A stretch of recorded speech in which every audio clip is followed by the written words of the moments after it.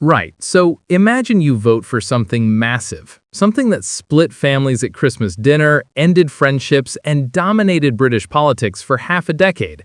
You finally get what you voted for, dust yourself off and think, it's done.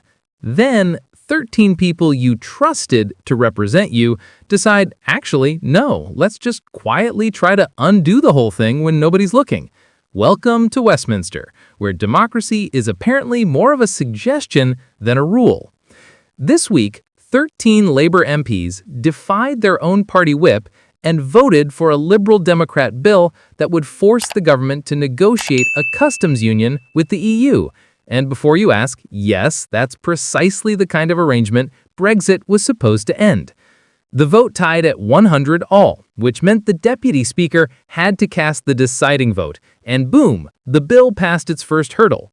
So we've got Labour MPs actively working against the referendum result, a prime minister who mysteriously didn't show up to vote, and 450 other MPs who apparently had better things to do that day. Let's break down this parliamentary soap opera, shall we? Now, before we get into the juicy details of who these 13 are and why they've decided to test the patience of 17.4 million Leave voters, let's talk about what actually happened in that Commons chamber. The Lib Dems, bless them, never once to let a dream die, introduced what's called a 10-minute rule bill. That's basically Parliament's version of shooting your shot. You get 10 minutes to pitch your idea, and if enough MPs fancy it, it moves forward. Most of these bills die a quiet death in some committee room nobody's ever heard of. But this one, decided to have a main character moment. Al Pinkerton, the Lib Dem Europe spokesman, stood up and proposed the Customs Union Duty to Negotiate bill. Catchy name, rolls right off the tongue, doesn't it?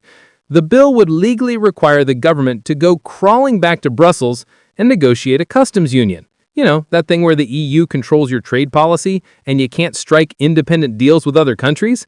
That thing we specifically voted to escape. It's like breaking up with someone, changing your number, moving cities, and then your mates start a petition to get you back together because they missed the dinner parties. The vote happens and it's tied 100 for, 100 against, out of 650 MPs. Let that sink in. 77% of Parliament couldn't be bothered to turn up for a vote on potentially reversing one of the most significant constitutional changes in modern British history. Caroline Noakes, the deputy speaker, then has to cast the deciding vote, and following parliamentary precedent for tied votes on 10-minute roll motions, she votes A to allow further debate. The bill now gets a second reading scheduled for January 16th next year. So, who are these 13 brave souls who looked at 17.4 million Brexit voters and thought, you know what, I'm going to poke that hornet's nest with a stick. Let's name names because they certainly made their choice in public. Leading the charge, we've got Richard Bergen, MP for Leeds East, a Jeremy Corbyn loyalist through and through. No surprises there. Corbyn himself would have voted for this if he were still in the Labour Party, but since he's sitting as an independent after losing the whip, he doesn't get counted in Labour's tally. But make no mistake, his fingerprints are all over this rebellion. Then there's Don Butler, representing Brent East, never one to shy away from controversy. Bell Ribeiro Addy from Clapham and Brixton Hill rounds out the usual suspects from Labour's left flank. But it's not just the usual Corbynista crew. Dame Meg Hillier, chair of the Public Accounts Committee no less, voted for it. That's meant to be a serious impartial role, but apparently customs unions are where she draws her line in the sand. Imran Hussain from Bradford East, Afzal Khan from Manchester Rusholme all decided this was their hill to die on. Then you've got the backbenchers who probably thought nobody would notice. Sadiq Al-Hassan, representing North Somerset, a constituency that voted Leave, by the way, voted to potentially reverse that decision. Nothing says representing your constituents like completely ignoring what they asked for. Flor Anderson in Putney, Tonya and Toniazi in Gower, another Leave voting area, Marcia de Cordoba in Battersea, Peter Lamb in Crawley, James Naish in Rushcliffe, and Dr. Simon Offer in Stroud. 13 names, 13 MPs, who decided that the instructions from Labour leadership to abstain were more like gentle suggestions, really. Now, let's zoom out and look at the bigger picture here, because this vote reveals some properly fascinating cracks in the Labour's facade. The party instructed its MPs to abstain, not vote against, mind you, abstain. That's political speak for, we don't want to deal with this, so everyone just pretend you're not here. Roughly 400 Labour MPs followed orders and sat on their hands. Only 16 broke ranks, 13 voting for and 3 against. The 3 who voted against don't get much attention, but fair play to them for actually opposing something their constituents probably wouldn't fancy. But here's where it gets really spicy. Prime Minister Keir Starmer didn't vote. Chancellor Rachel Reeves didn't vote. The entire cabinet basically decided they had urgent appointments elsewhere. Now, you might think that's them staying neutral, letting democracy take its course, but let's be real. When you're the Prime Minister and a bill that could fundamentally alter your Brexit position is being voted on, your absence speaks volumes. It's like being asked if you still love someone and responding by checking your phone. The vote breakdown tells its own story. 65 Liberal Democrats voted for it, obviously it's their bill. 8 SNP members, 4 Plaid Cymru, 3 Greens, couple from Northern Ireland parties, and 4 independents. These are parties and MPs who never wanted Brexit in the first place, so them voting for this is about as shocking as discovering water is wet. What's interesting is who voted against. 89 Conservatives plus their tellers, 4 Reform UK MPs, and 3 Labour MPs who apparently still remember what their Leave voting constituents asked for. Speaking of Reform UK, let's address the elephant not in the room. Nigel Farage, Mr. Brexit himself, the man who built a political career on leaving the EU, didn't vote. Now, some might say he couldn't be bothered. Others might suggest he's playing four-dimensional chess, letting the establishment parties tie themselves in knots. Or maybe he just fancied a lion. Either way, his absence is notable given this is literally his signature issue. This vote highlights the ongoing civil war within Labour over Brexit. They've spent years trying to have it both ways, appealing to their metropolitan Remain voting base in places like London, while not completely alienating their traditional working-class Leave voters in the Red Wall. It's political gymnastics of Olympic standard. Last week, Foreign Secretary David Lammy went on a podcast and started musing about how Turkey benefits from being in a customs union with the EU. Innocent observation or trial balloon? You decide. Either way, Starmer had to immediately slap that down, reaffirming that rejoining any customs union isn't government policy and contradicts their manifesto. Their manifesto, let's talk about that for a second.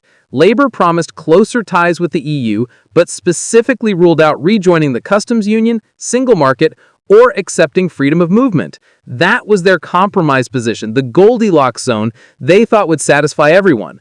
Spoiler alert, it satisfies nobody. Remainers think they're not going far enough. Leavers think any closer ties are betrayal, and the rest of us are just watching the slow-motion car crash, wondering when someone's going to invent a sensible position. On the same day as the vote, Lib Dem Deputy Leader Daisy Cooper went after Rachel Reeves in the Commons, accusing Brexit of drowning businesses in red tape and wrecking public finances. Reeves responded by highlighting the government's so-called reset with the EU, agreements on veterinary standards, energy trading, and youth mobility schemes like Erasmus. She also mentioned pursuing trade deals with India and the United States to drive growth. Now, here's the thing. Both sides have points. Yes, Brexit has created additional paperwork for businesses trading with the EU. That's undeniable. But the economic doom predictions from Remain haven't materialized either. The UK economy hasn't collapsed. We're not a Mad Max wasteland surviving on tin beans and optimism. We're muddling through, as Britain always does, with the added bonus of being able to strike our own trade deals. Whether those deals will be better than what we had is still being written, but at least we're trying something different rather than being locked into the EU's one-size-fits-all approach. Conservative MP Simon Hoare, and this is important, a Remainer in the referendum who has since accepted the result, opposed the motion. His argument was that reopening negotiations on a customs union would create massive uncertainty for businesses and undermine attempts to build a stable relationship with the EU outside formal membership. And he pointed out, rather sensibly, that the EU has zero interest in renegotiating this anyway. Brussels has moved on. They've got their own problems. They're not sitting around desperately hoping Britain will come back so they can recreate the magic. Let's inject some reality here because it's sorely needed. 10-minute rule bills almost never become law without government support. They're basically parliamentary theater, a way for MPs to make a point and generate headlines. This bill is expected to die quietly for lack of parliamentary time, unless the government actively supports it, which Labour has explicitly said they won't do. So all this drama, all this fury, all these MPs defying their whip and potentially angering their constituents, it's for a bill that has about as much chance of becoming law as I have of being crowned King of Luxembourg. But that's not really the point, is it? The point is the statement being made. 13 Labour MPs wanted everyone to know where they stand on Brexit, and that's firmly in the let's undo it camp. They're betting that in their constituencies, either enough people agree with them, or those who don't won't remember come election time, or they'll forgive them because of other issues. It's a calculated risk, and in politics, those sometimes pay off. Liberal Democrat leader Ed Davey called the result a historic victory and urged Starmer to reconsider his red lines. Historic might be overselling it a bit, Ed. It's the first stage of a bill that's going nowhere. But credit where it's due, the Lib Dems are consistent.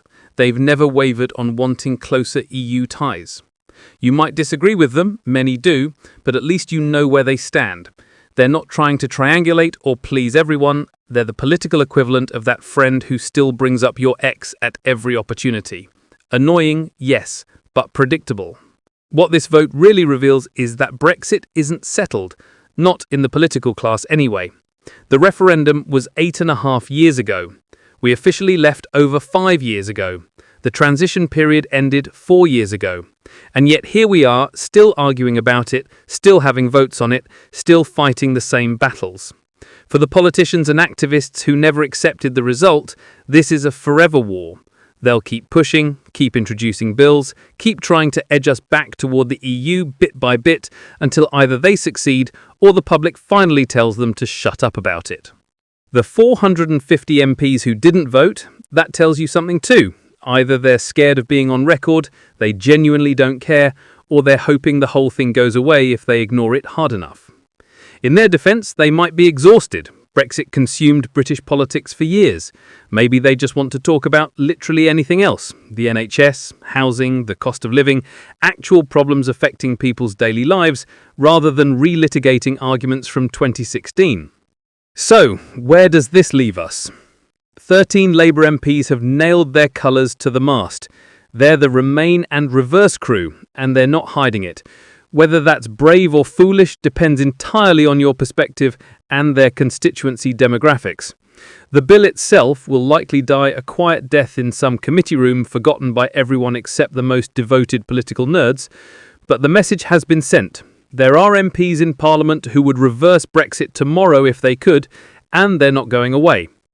For the rest of us watching this circus, it's a reminder that in British politics, nothing is ever truly settled. We can vote for something, implement it, build an entire new relationship with our closest neighbours around it, and still, years later, be having votes to potentially undo it all. It's exhausting, it's frustrating, and it's utterly predictable. If you found this breakdown useful, make sure you're subscribed to UK Political Insight because we're covering British politics daily, breaking down the chaos so you don't have to. Hit that like button if you want more analysis like this, and drop a comment telling me whether you think these 13 MPs are brave representatives standing up for what they believe, or whether they've completely lost the plot. Either way, I want to hear from you.